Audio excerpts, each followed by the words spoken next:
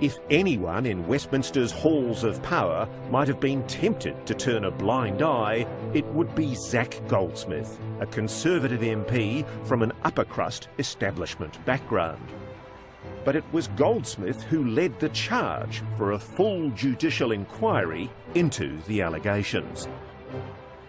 When I first was approached by people 5-6 years ago, and my initial instinct was to dismiss this stuff as madness, as conspiracy wackos, I know that many of the things that I would have been inclined to dismiss 5-6 years ago have since turned out to be true. What sort of things were people saying to you when they rang your electorate office and told you that they'd been abused? These were people who themselves had allegedly experienced very serious abuse, including rape. These were children they were children who were associated with a care home in my constituency, which was effectively mined by this paedophile ring, people taken to a guest house nearby, also in my constituency. Part of your call was to investigate why, time and time again, allegations, very serious allegations of sexual abuse of children, were ignored. Mm-hmm. Is it a conspiracy or is it a stuff-up? I would love to believe that it was a stuff-up, but there were just too many of them. Key evidence not being picked up, key trails not being followed, key questions not being answered, bungled police operations and investigations stopping suspiciously. And I don't believe that you can explain all of those as stuff-ups. I think there has to be an element of cover-up or conspiracy, call it what you want. You've got this group of rich, powerful toffs who are basically raping, abusing and possibly even murdering poor, underprivileged young children. These are people who are at the bottom of society's ladder, and therefore they had nowhere to go. And as a consequence of the abuse, their lives fell apart. So they became people whose evidence would never be credible in a court of law.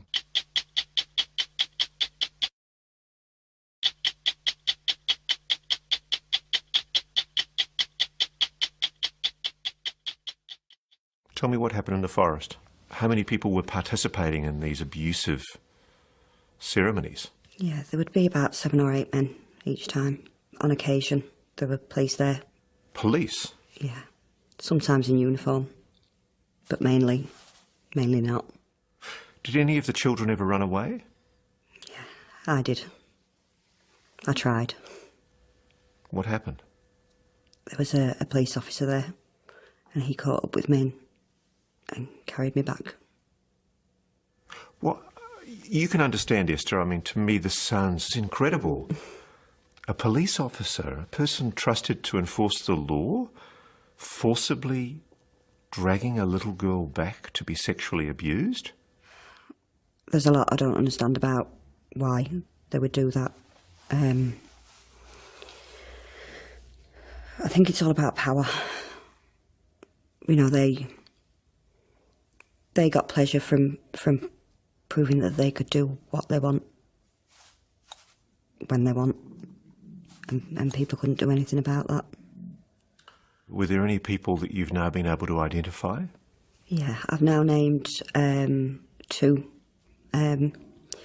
Obviously, at the time I didn't know who they were and what they did. You know, I had my own names. What were your names? One guy was the piano man, and the other guy was the Lord. So why did you call the piano man the piano man?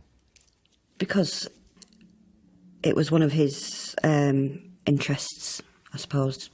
He'd liked to watch me play the piano a lot. I am Mr. Baker.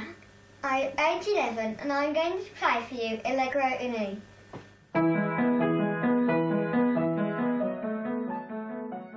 And why did you call the other man the Lord? Because I thought he was God. I'd heard the word Lord when other people sort of referred to him. What did he do to you? With him, it was everything. It went to full rapes. I wasn't a person. I was an object. I feel dreadful asking you these questions, but you're talking about penetrative sexual intercourse as a young girl? Yeah. What has this done to you emotionally? I mean, you obviously bottled it up for so long. It's been really hard. for quite a lot of those years, I've been really quite ill. I drank a lot. I thought that would dull the memories. Did it? No. I've got memories of the rapes. Seeing those men's faces above me. And I think the worst is with the nightmares. Because in those I'm always trying to get away and I can't. Why do you feel so strongly that you need to tell your story? You know, I was quiet for so long, and that damaged me so much, being quiet. And I think other people need to be aware that by speaking out, you do start to get a sense of freedom.